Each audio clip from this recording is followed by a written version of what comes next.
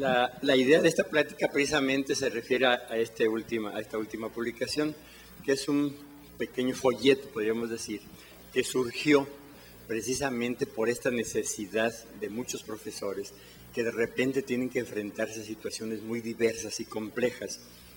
Ya de por sí, si hacemos una historia de lo que ha sido la docencia, los profesores mexicanos, por las mismas condiciones de vida y la carencia de recursos económicos, pues es muy común que trabajan, no sé, en la mañana pueden estar dando una clase en una secundaria, luego corren una preparatoria, corren una universidad, en la noche una escuela nocturna. O sea, de por sí ha sido un trabajo como muy complejo y hasta cierto punto, puedo decir, complicado, ¿sí? Ya más por cuestiones académicas, por cuestiones de subsistencia. Bueno, la idea de esta plática tiene que ver con la situación que están enfrentando profesores que están trabajando en los sistemas virtuales, o sea, en entornos virtuales de aprendizaje.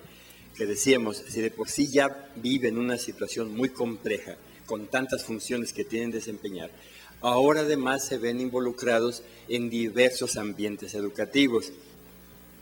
La inquietud surge sobre todo porque en el caso de la Universidad de Guadalajara, nada más en el sistema de universidad virtual tenemos más de 400 profesores trabajando en entornos virtuales, además de otros miles más que trabajan en modalidades mixtas en la universidad. Actualmente en la Universidad de Guadalajara hay alrededor de unos 25,000 estudiantes en modalidades no escolarizadas, entre ellos más de 5,000 en entornos 100% virtuales. Y los profesores generalmente están en todas las modalidades y en todos los entornos. Algunos a partir de la presencialidad se van hacia la virtualidad, otros al contrario y otros trabajando en modalidades mixtas, de manera que se ha vuelto una profesión, podríamos decir como, además de toda esa complejidad, como muy difícil, porque de repente el profesor cree que está cambiando completamente de modelo educativo, cuando en ocasiones lo único que cambia son las variantes tecnológicas. Entre las premisas de las que partiríamos para entendernos en esta plática, una es que nosotros entendemos como modelo académico ese intento de institucionalizar un modelo educativo. O sea, entendiendo el modelo educativo como ese ideal de cómo educarnos, con sus bases científicas, sus fundamentos filosóficos, su orientación social adecuada. Entonces, desde ese enfoque, la educación es un proceso global, integral, permanente, que se da en toda la gente, en todos los momentos de su vida.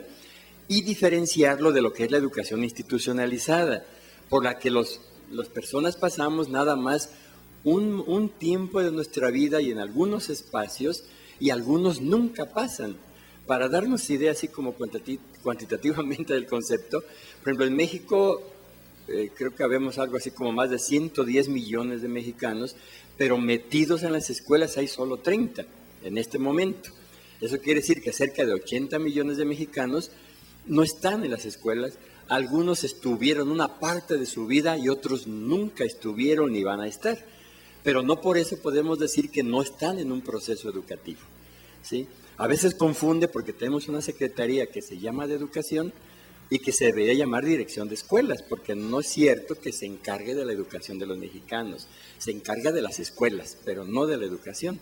Y la muestra la podemos ver en la televisión, en el radio, en la calle, en las ciudades que no son educadoras. Bueno, pero esto es para situarnos. Cuando nosotros hablamos de docencia, nos estamos refiriendo al educador supuestamente profesional que trabaja con ciertas bases científicas, con una orientación metodológica y capacitado tecnológicamente para el ejercicio de su profesión, igual que un médico, que cualquier otra profesión.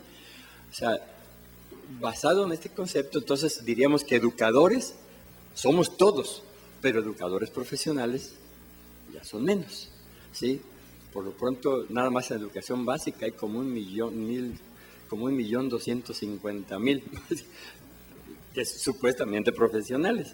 Una cosa es que cobremos como profesionales, otra cosa es que seamos profesionales, ¿sí? Ahora, esta frase que a veces puede sonar así como un poquito cursi, pero nos ayuda, ¿sí? Dice, cuando hablamos de docencia significativa, lo planteamos aquí como esa docencia profesional que le da sentido al aprendizaje.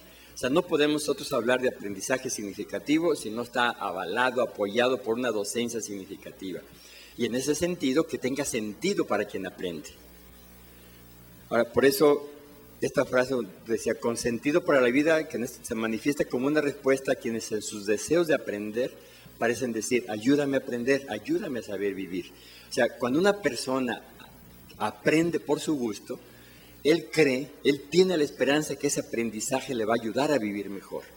Por eso va y toma un curso de inglés, un curso de cómputo, un curso de cocina, un doctorado, una maestría, siempre cuando es una motivación intrínseca, o sea, no es una obligación ir a la escuela, sino cuando va motivado por sus propios intereses, la persona va creyendo, va esperanzado de que con ese aprendizaje va a vivir mejor que antes. Entonces, docencia significativa sería cuando ese apoyo que damos a quien aprende realmente le va a ayudar a vivir mejor. De otra manera, podemos hablar de muchas cosas, pero no de una docencia que tenga sentido. Ahora, este significado de la docencia no es fácil. Aquí, en esta presentación, la idea es plantear diferentes problemas de esta complejidad. De alguna manera está tomado el concepto de complejidad que maneja Edgar Morin, Ciurana y otras personas más o menos por el mismo enfoque. Por ejemplo, una es la multidimensionalidad de los procesos educativos. O sea, ya de entrada, un profesor se enfrenta al menos con 4 situaciones. Y cada uno se dedica a veces a una sola dimensión. Es un profesor, para que lo entienda, debe verlo, el proceso profesional en todas sus dimensiones. Por ejemplo, hay profesores que se preocupan solo por el objeto que va a ser estudiado. Se olvidan de los estudiantes, hacen una presentación como la que yo hice para ahorita, ¿sí? Me centro en lo que quiero que sea aprendido y hago presentaciones, hago videos, hago animaciones, hago teatro, hago títeres, hago de todo, pero nada más centrado en lo que quiero que sea bien aprendido. Pero solamente una de las dimensiones del proceso. Y a veces engañosa, porque a veces se distorsiona de tal manera el objeto de aprendizaje por tal de facilitarlo que acaba de no ser el objeto aprendido realmente, ¿sí? Yo en esto recuerdo mucho una anécdota de un amigo argentino que trabajó en África y nos contaba de que trabajando en unas comunidades indígenas en África, les presentaban el problema del mosco del paludismo y les presentaban los carteles con los dibujos y todos, pero veían que la gente no se preocupaba. Dice, bueno, ¿y no les preocupa esto? Dice, no, es que ese animal no existe aquí.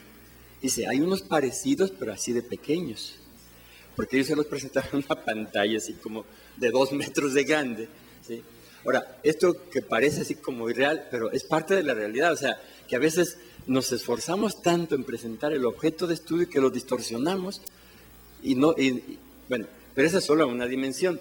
De esta multidimensionalidad hablamos también otra dimensión tiene que ver con la persona que aprende. O sea, en lugar de preocuparse por el objeto que va a ser aprendido, preocuparse por la persona que va a aprender, por saber cómo aprende, cómo potencializar su proceso de aprendizaje, o sea, cómo ayudarlo a aprender mejor. Esa es otra dimensión, pero solo una. Para mí más importante que la primera, más importante que el objeto de estudio, ayudar a quien aprende, pero de todas maneras es incompleta. Otra dimensión que puede ser más avanzada es ver el proceso, la interacción, porque quien se fija solo en el objeto de estudio piensa que es ese objeto de estudio el que va a impactar el modo de aprender, y quien se fija en quien aprende cree, así como Platón decía, que es el sujeto el que construye su realidad y que él mismo puede aprenderlo.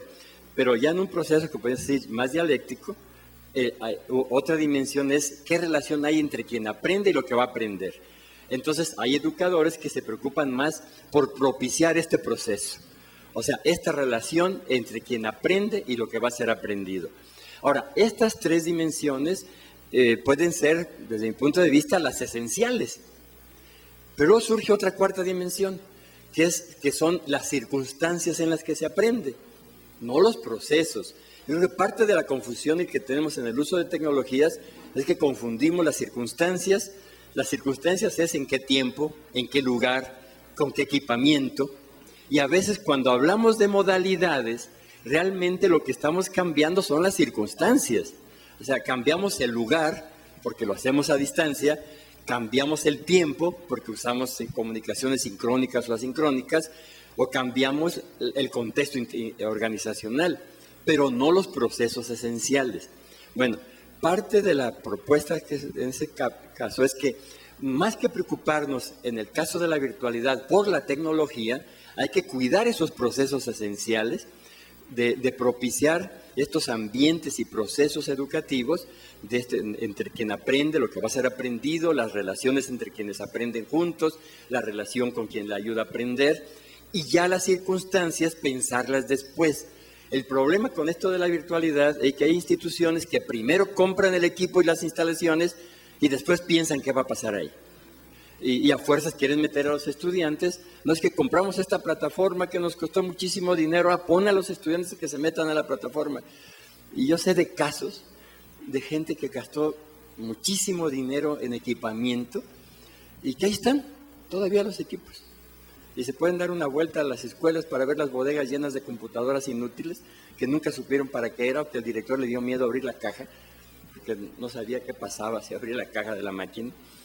Pero, bueno, además, esta multidimensión, otra es la incertidumbre de las situaciones educativas. O sea, generalmente las escuelas que forman profesores, y entre estos las principales son las normales, muchas veces preparan para situaciones ciertas que no existen. Por ejemplo, ahorita están preocupadas las escuelas normales centrando los contenidos de las escuelas en los contenidos de las primarias, que para cuando ellos salgan ya fueron otros. Yo me acuerdo cuando yo era profesor en normales hace muchos siglos de esto, ¿sí? La preocupación era el método global de análisis estructural. Y cuando esos estudiantes salieron, ya habían inventado otro. O sea, nunca coinciden. Ahora, pero eso no sucede solo con los docentes, sucede con muchas profesiones. Pero la docencia es muy grave, que les dan como recetas de cómo enseñar y nunca encuentran los docentes la situación que les platicaron que iban a encontrar donde esa receta iba a funcionar. O sea, que no los preparan para las situaciones nuevas, inciertas, que es como es la vida.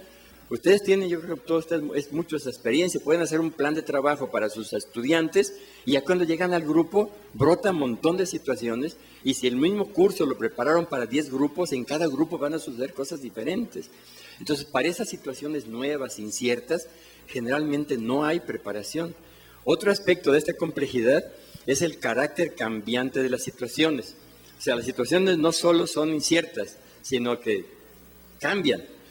O sea, el mismo grupo A de sexto B, o sea, el mismo grupo mañana es distinto, porque los muchachos durmieron diferente, vivieron distinto, tuvieron experiencias distintas, es gente diferente la que está. Entonces las situaciones no solo son inciertas por las circunstancias de tiempo y lugar, también porque la gente cambia y las situaciones van cambiando. En cuanto a la diversidad de quienes aprenden, una de las cosas que no, para ubicarnos, yo casi siempre los estudios que hago, y lo que más me preocupa, son las distancias educativas. O sea, no solo las geográficas, hay distancias peores que las geográficas. Pero una distancia muy grave que sucede en México y en muchos países es la distancia entre el conocimiento pedagógico o el conocimiento educativo y las políticas educativas. Por ejemplo, la diversidad de quienes aprenden. Nuestros sistemas tienden a homogenizar. Por ejemplo, los niños de 6 años juntos con los de 6, los de 7 con los de 7, los down con los down, los ciegos con los ciegos, los sordos con los sordos. Y nos da por clasificar a la gente y separarla. Hace muchos años, gentes ya como Vygotsky dijeron que aprendemos mejor cuando aprendemos junto con diferentes. Esas famosas zonas de aprendizaje próximo que nos estimulan. La misma OECD les ha dicho a México, las mejores escuelas que salieron en México es donde los niños conviven con muchachos mayores o con sus padres. Y sin embargo, seguimos metiendo a los iguales con los iguales. Entonces, a los de las mismas edades, contenidos iguales, los exámenes iguales, las evaluaciones iguales, indicadores iguales para todo. Entonces, estas tendencias homogenizadoras no son ciertas. Ya cuando el maestro vive la realidad, ve que no, cada niño tiene una historia, cada niño o cada estudiante de posgrado, según los niveles, son diferentes. Otra, las diferentes explicaciones del aprendizaje. Un problema que tenemos es ese, de que hay alguien que se casa con una teoría, dice, y creen que la psicología les puede explicar todo el aprendizaje. Y dentro de la psicología se casan con un solo enfoque.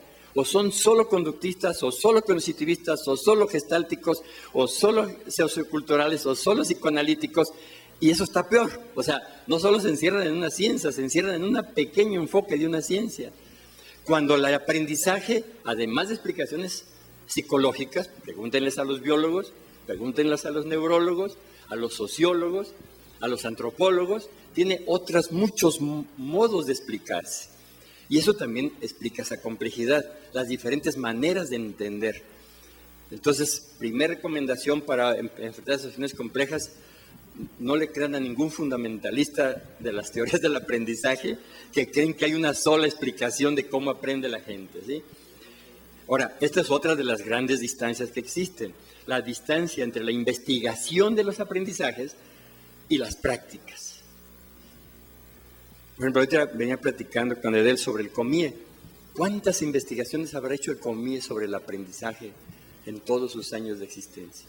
Y todas esas investigaciones, ¿en qué han mejorado el sistema educativo y los modos de aprender de los mexicanos? Ese sería un buen tema de investigación, ¿sí? Ahora, otra, la de quienes enseñan y los múltiples funciones que deben desempeñar. Por ejemplo, hay profesores que es una función muy simple: se leen un libro, lo repiten de memoria o lo dictan en cada clase. Y si les da flojera dictar, reparten el libro entre los alumnos y se sientan a escuchar a los alumnos que repitan lo que dice el libro, ¿sí? O sea, si alguien asume esto solo, pues está fácil, ya que ni se preocupe de nada. Pero cuando hablamos ya de cursos en los entornos virtuales, resulta que necesitamos expertos en diseñar contenidos. Y no hay. O sea, de repente surgen nuevas funciones: expertos en diseño curricular, expertos en diseñar procesos de aprendizaje, expertos en multimedia educativa, gente experta en que sepa manejar un lenguaje y una metodología que tiene mucho de pedagógico, mucho de diseñador, mucho de programador. Entonces se está haciendo como muy compleja esta profesión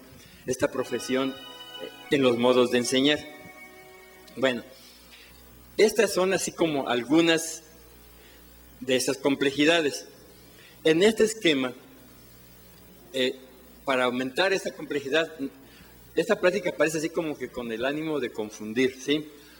Y puede ser, pero yo también creo mucho en ese enfoque piagetiano, que quien no pasa por un proceso de confusión no aprende.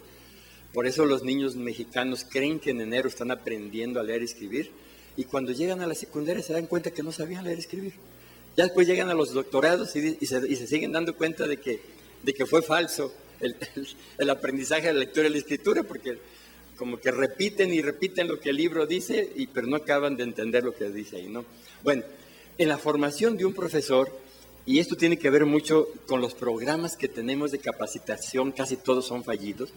Yo creo que alguien se ha puesto a hacer un estudio de todos los miles de cursos de capacitación que reciben los profesores desde preescolar hasta los posgrados, y para qué sirven esos cursos, además de los puntitos del escalafón y para estímulos docentes y para ganar un poquito más. Por ejemplo, todo lo que se ha hecho de PROMEP, alguien se ha puesto a estudiar si todos esos doctorados, gracias a las becas de PROMEP, son mejores profesores que antes. Yo creo que hasta miedo les da a investigar eso, por no darse cuenta de lo que pueden descubrir, ¿no? Por ejemplo, entre los factores, y muchos de estos no se tocan, y que uno está su propia historia personal. O sea, a las escuelas que ese profesor fue, a qué jardín de niños fue, a qué primaria, a qué secundaria, o sea, en qué nivel fue, eso ahí está todavía presente. En este texto, que les voy a dar luego ahí está la referencia, de donde lo pueden bajar libre este librito. Hay una frase muy bonita de cuando alguien dice: es que yo no solo tengo 50 años, dice, yo tengo 3 años tengo también 13, tengo también 20, tengo también 50. O sea, las personas no somos así como cohetes espaciales que vamos desprendiéndonos de cada fase y nomás nos queda la última. No, seguimos siendo niños, seguimos siendo adolescentes. O sea, esa historia de cómo aprendimos sigue estando presente a la hora que queremos enseñar. Y es muy fuerte eso. O sea, imitar los modelos como aprendimos. Y culturalmente es muy difícil desprenderse de eso y pensar por eso es muy importante pensar en las experiencias innovadoras de aprendizaje. El otro aspecto tiene que ver con la historia institucional. O sea, la historia donde trabajamos. Y esto, yo creo que investigaciones hay muchas en ese caso. El mismo profesor con su misma historia, si va y trabaja en la mañana en una universidad pública y en la tarde va a trabajar en una universidad privada, es distinto. O sea, la docencia va a ser diferente, porque se encuentra con una historia distinta de cómo se hacen las cosas en esa institución, con compañeros distintos que le sugieren cosas diferentes a los otros. Pero si alguien trabaja en diferentes escuelas, puede ver también cómo esto influye en la docencia, o sea, la historia de la institución a la que llegamos. Otro pueden ser los programas institucionales de formación, tanto quienes se formaron como profesores, a quienes se han formado después como una segunda profesión, después de una primera profesión siguen capacitándose como profesores. Estas primeras tienen que ver con la historia institucional educativa, la propia, la institución donde me formé, o la historia de los programas de formación oficiales en que me he metido. Pero hay otra parte también muy fuerte que es el contexto cercano, ¿sí? Por ejemplo, los compañeros. A veces los compañeros de mi universidad, mis colegas, influyen más en mi modo de ser docente que los cursos de capacitación. Porque me presionan, porque me cuestionan, porque me ayudan, pero los compañeros con los que trabajo son definitivos. Otro, los mismos estudiantes. Por ejemplo, en esto de las tecnologías ha sido muy notorio. Yo, además del puesto que tengo en la universidad, soy profesor de historia en la Universidad de Guadalajara. Y ahí yo recuerdo que los estudiantes le decían al profesor, de eso hace como 15 años, le decían, profesor, en lugar de entregarle en papel, ¿me puede dar su correo electrónico? Y los profesores se quedaban así como, ¿qué? ¿Qué es eso? ¿Se acuerdan cuando empezó a usarse Hotmail, Yahoo, hace como 20 años? ¿O no hay gente de esa edad? ¿Sí? Bueno, y entonces los mismos profesores les empezó a dar vergüenza. Después, cuando se empezaron a usar los discos aquellos aguados, ¿se acuerdan? Aquellos grandotes. Hay estudiantes que llegaban, maestro, le dejo mi tarea. Y el maestro se quedaba así con el disco en la mano, hasta que les empezó a dar vergüenza. Empezaron a ver que una secretaria les ayudara. O sea, fue mucho la presión de los estudiantes. Y ahorita hay profesores pues, que ya están su curso, lo traen en Facebook, contestan en el Twitter todas las dudas, no sé. Si conocen por ahí alguno. Sí, pero los estudiantes también influyen mucho en la manera de ser del docente. Otro tiene que ver con la misma comunidad, sobre todo en los niveles básicos, que las presiones de los padres de familia son muy fuertes. Bueno, y las tendencias globales para el caso de quienes están siempre atentos a qué está sucediendo, aunque de estos hay pocos profesores, pero que siempre están atentos en el mundo a ver qué cosa nueva surge, para incorporarla a su docencia. De estos no hay muchos, pero también influye. Bueno, aquí la pregunta que nos hacíamos es, cuando nosotros realmente queremos transformar la práctica docente, ¿en dónde de esto vamos a incidir? Generalmente lo que hacemos es educación continua. Y ya, la formación inicial de los profesores sigue igual. Vean los problemas de las normales. ¿Sí? Los muchachos de Michoacán que no quieren estudiar cómputo ni inglés y en algunas cosas tienen razón, porque si ustedes conocen Michoacán, para muchas comunidades indígenas la segunda lengua es el español. Entonces ya hablar español y la lengua indígena ya sería una segunda lengua, el inglés sería una tercera, ¿no? Pero bueno, pero en lo demás casi no influimos. O sea, y es un proceso cultural muy duro de revertir. O sea, para mí que sería mucho más impactante influir en el contexto cercano, o sea, en las prácticas cotidianas. Y más que cursos, mejor trabajar proyectos donde el maestro se ve, por ejemplo, de las propuestas de la SEP. Yo me acuerdo de una propuesta de electroescritura que surgió también en los 80s, que fue muy buena, porque se olvidaron de los cursos. Y más bien eran asesores así cercanos a la práctica cotidiana que se ayudaron a transformar las prácticas educativas. Bueno, se nos va a terminar el tiempo, entonces vamos a ir más rápido. Bueno, así como sintetizando, hasta esta parte, podríamos hablar de que en un contexto de cambios, ¿no tendrán un apuntador o este mismo es apuntador?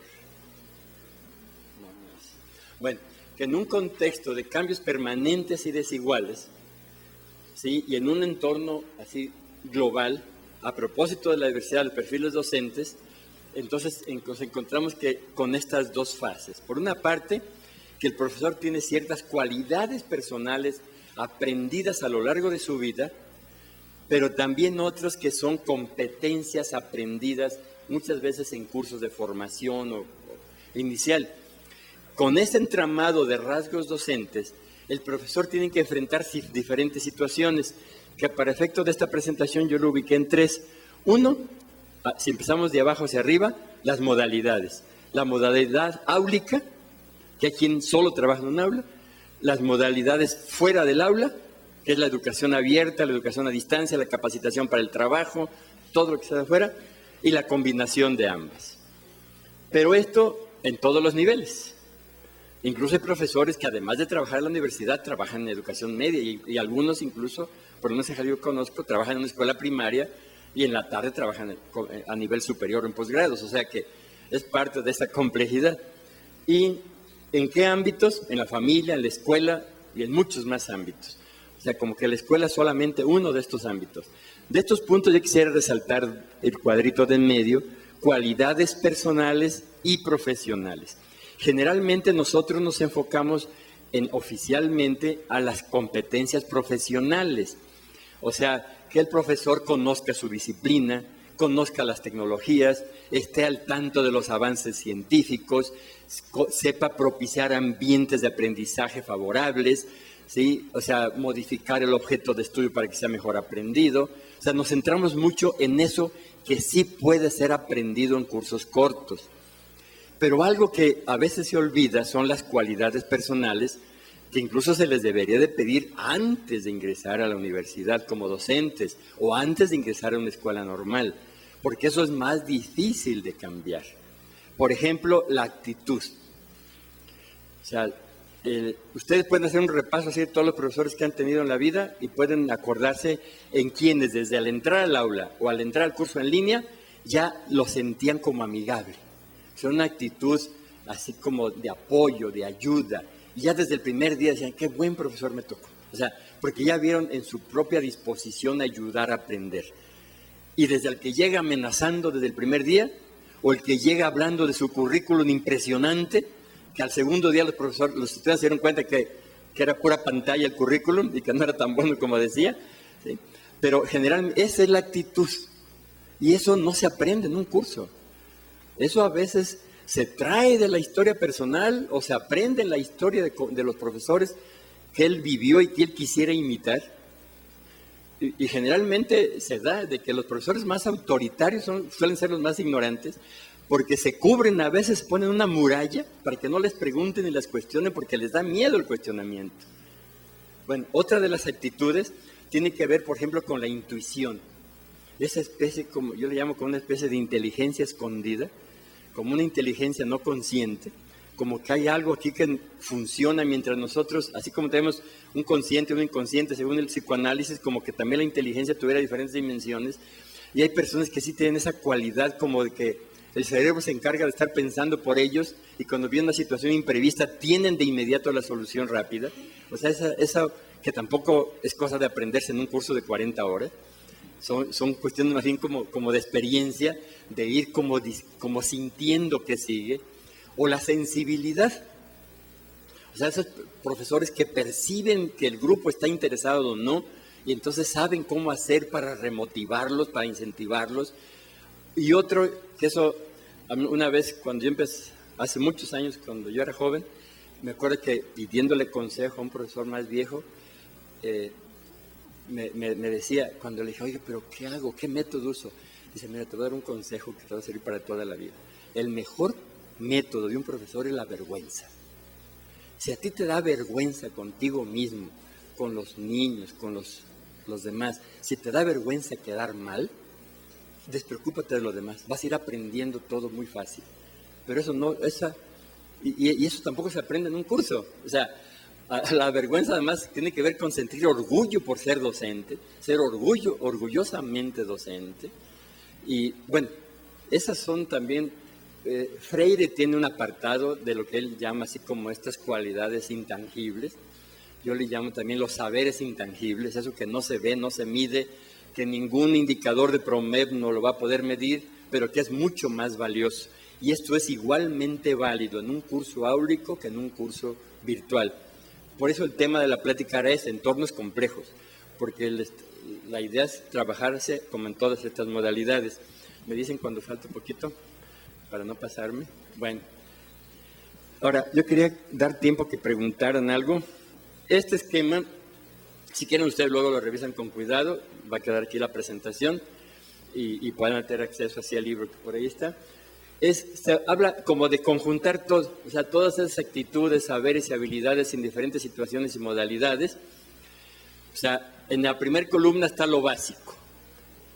O sea, esto te sirve para todo. Contenidos, conocer a las personas, sus modos de aprender, tener competencias didácticas, conocimiento y manejo de tecnología, sensibilidad pedagógica, gestión del conocimiento. O sea, esta es una muestra. Hay cualidades que para mí son las que se deben de desarrollar, porque esas te sirven en cualquier situación, sea un entorno virtual, o sea un aula de adobe en un rancho, o sea abajo de un árbol, o sea, eso te sirve en cualquier entorno y ante cualquier situación. Ya, y para mí, otra, lo que te sirve para lo imprevisto y que también a veces no se preocupan. Por ejemplo, la creatividad. O sea, esa cualidad de poder, en ese momento incierto y difícil, tener una solución adecuada. Pero claro, acompañado de esos saberes, disposición a la innovación y esa actitud como de valor. Por ejemplo, el valor, la valentía para enfrentar problemas, saber trabajar con los demás, la gestión del conocimiento, la creatividad, esas son facultades que ahí deberíamos de centrarnos en la formación docente. Ya lo tecnológico, si tú tienes eso, sería mucho más fácil de aprender. Bueno, la tercera columna tiene que ver más bien con ese aspecto. ¿Sí? Ya por modalidad, por ejemplo, para la docencia áulica, para la docencia en ambientes virtuales, bueno, sí, conocimiento y manejo de TICs, aplicación armoniosa de mediaciones pedagógicas y tecnológicas, que a veces es difícil, pero ahí está el secreto. O sea, la mediación tecnológica siempre debe estar supeditada a la mediación pedagógica. Es la mediación pedagógica la que me debe decir cuál es la tecnología pertinente. Y competencias para la comunicación emotivo-afectiva, que en educación en línea es muy importante la parte afectiva, la parte emocional, porque algunas veces si no se trabaja eso empieza la deserción, el abandono, o sea, el desinterés. Y para la docencia informal, saber aprovechar educativamente las situaciones de la vida cotidiana, como la educación en el campo de trabajo y todo eso. Bueno, pasamos acá por lo del tiempo. Ahora, de estos saberes, así como... Sí, nos faltan 5 minutos, ahora terminamos. De estos saberes, yo rescataría así como estos 5 como los esenciales y en los que había que centrarse. Una, conocer a quien aprende y ayudarlo a aprender. Eso es en cualquier modalidad, en cualquier entorno, de cualquier edad. Eso siempre debe tener un profesor. Lo otro, enfrentar la incertidumbre. O sea, la docencia siempre, por más que la planifiquemos, va a ser incierta, siempre va a ser distinta. La otra, gestionar el conocimiento. O sea, más que, por ejemplo, uno de los errores de los planes de estudio actuales, casi en todos los niveles, es meter información en el currículum. Que la gente aprenda cosas o técnicas que van a pasar de moda o que tienen corta duración. O sea, más que llenarlos de información, saber dónde buscar la información, qué hacer con ella, cómo aplicarla, cómo compartirla, cómo socializarla, cómo recrearla. O sea, ver al docente más como un gestor del conocimiento que como un informador. La otra, propiciar ambientes y procesos de aprendizaje y ligar los aprendizajes con la vida, que es a final de cuentas lo que hace que el aprendizaje y la docencia sean significativas. Ahora, esto es ya más bien insistir en cómo se da de mejor manera cuando se contemplan estos proyectos. Como faltan pocos minutos, me paso a este esquema más bien está referido a que como estrategia es más que cursos, que el profesor organice sus propios equipos, sus propios grupos de aprendizaje en red con un sentido autogestivo, o sea, que él sepa qué es lo que necesita para aprender y cuando él no lo tenga, sepa acudir a ver a quién le va a ayudar, pero que no le lleguen programas de arriba abajo que casi nunca tienen sentido. O sea, crear comunidades y redes docentes para que ellos mismos que van a ayudar a aprender también sepan aprender por su cuenta y no estén esperando a ver qué les envían porque es lo que tiene puntos. Pero que ese puntillismo, tanto de educación básica como superior, es nefasto y hasta ahorita no ha demostrado que sirva para nada para mejorar los procesos de aprendizaje. Yo creo que se debe tener confianza en los profesores y que ellos mismos desarrollen sus procesos y cubran estas necesidades. Por último, como conclusión, diríamos que un proyecto de formación docente, que yo repetiría que debe estar fundamentado científicamente, bien orientado metodológicamente y tecnológicamente bien capacitado, se inicie desde cada persona institucionalmente, ¿sí? Partiendo de las diversidades, porque actualmente nuestros sistemas parten de la homogeneidad, de que todo el mundo sea igual. O sea, a partir de las diversidades y desde ahí dirigirse a las expectativas comunes y deseables, considerando lo esencial de la profesión y las peculiaridades de cada modalidad y situación, sin olvidar que el proceso educativo es el mismo, el modelo educativo puede ser similar y las modalidades son variantes de un modelo donde lo esencial son los procesos de aprendizaje y las circunstancias son las que determinan los cambios. Por último, en ese sitio, bueno, ese es mi correo, por si no hay tiempo de hacer preguntas, con todo gusto, ahí podríamos seguir platicando ese correo de Gmail. Y en ese sitio, que es la biblioteca virtual de la UDG, pueden encontrar este librito donde está mejor explicado. Y si quieren luego, con base en el libro, seguimos platicando, porque los tiempos son limitados y son mucho más flexibles en los entornos virtuales. Esperemos que ahí sigamos platicando. Cuando usted mencionaba lo de la formación inicial docente, no sé, me ponía la ardilla a rodar. Y lo veo yo como el monstruo de las 1000 cabezas, ¿no? Es muy fácil voltear y decir, el problema es la formación inicial docente, ¿no? Lo quiero separar de los resultados de las evaluaciones, de las características de las pruebas nacionales, internacionales. La pregunta es la estructura de la formación inicial docente lo que le está pegando a la educación en México o es la forma de operar la formación inicial docente?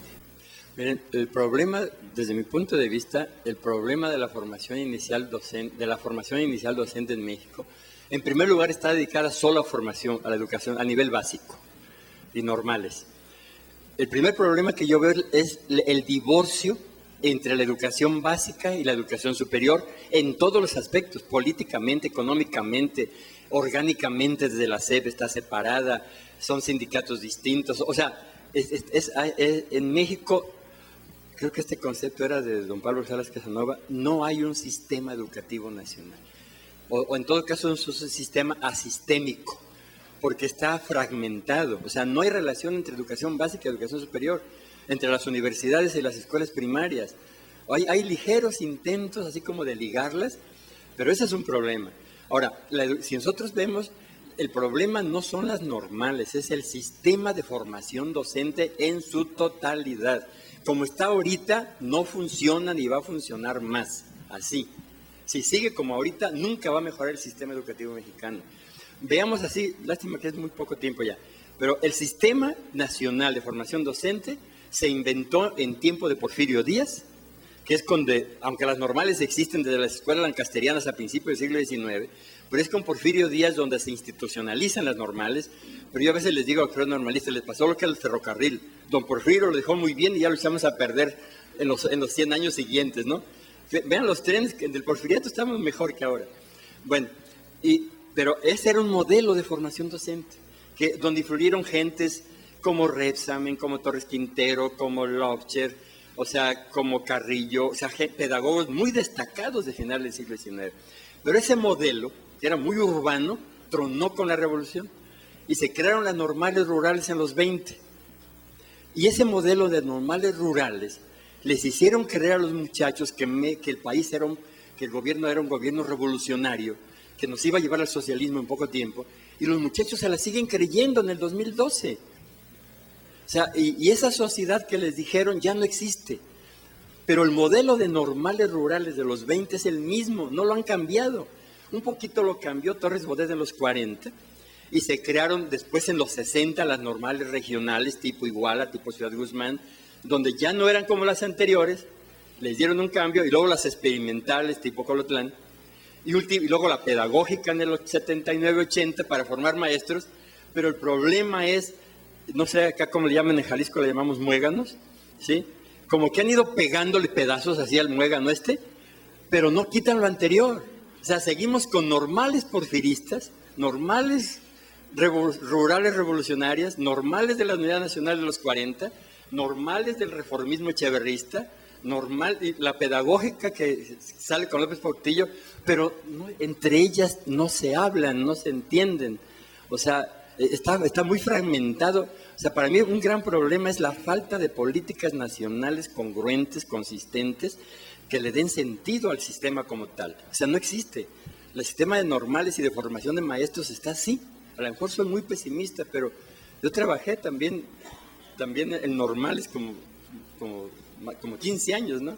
Y yo veía, incluso en rurales y en urbanas, no sé, ya 50 años de profesor me ha hecho trabajar en todos los niveles y casi en todos los sistemas, y yo sí veo que o sea, ¿qué hicieron países, los de siempre? Singapur, Finlandia, hacen un buen nuevo sistema de formación de maestros, donde ponen la docencia como la profesión más importante del país, la mejor pagada, y van los mejores jóvenes a estudiar ahí porque son las profesiones mejor pagadas. Y ahorita no, va la gente más necesitada, la que no entra en las universidades, y además con toda esta fragmentación existente. A lo mejor estoy muy pesimista, pero dentro de este pesimismo, dentro de esta fragmentación, yo creo que hay experiencias valiosas en cada normal, hasta en Tiripetío y en La Huerta, hay gente valiosa, hay estudiantes así como entusiastas y bien intencionados que son rescatables. Yo creo que debería hacerse un nuevo sistema nacional de formación docente, rescatando lo valioso que sí tiene cosas de valor, pero creando un proyecto nuevo. Pues yo quiero felicitarte muy, muy calurosamente, porque has puesto el punto clave, ¿no? Se trata de no la tecnología, sino la educación, y la manera como se concibe esta en el contexto del desarrollo humano, ¿no? De la formación humana. Es muy importante que en nuestras universidades no nos centremos en adquirir tecnología sin antes haber revisado nuestro modelo educativo, ¿no?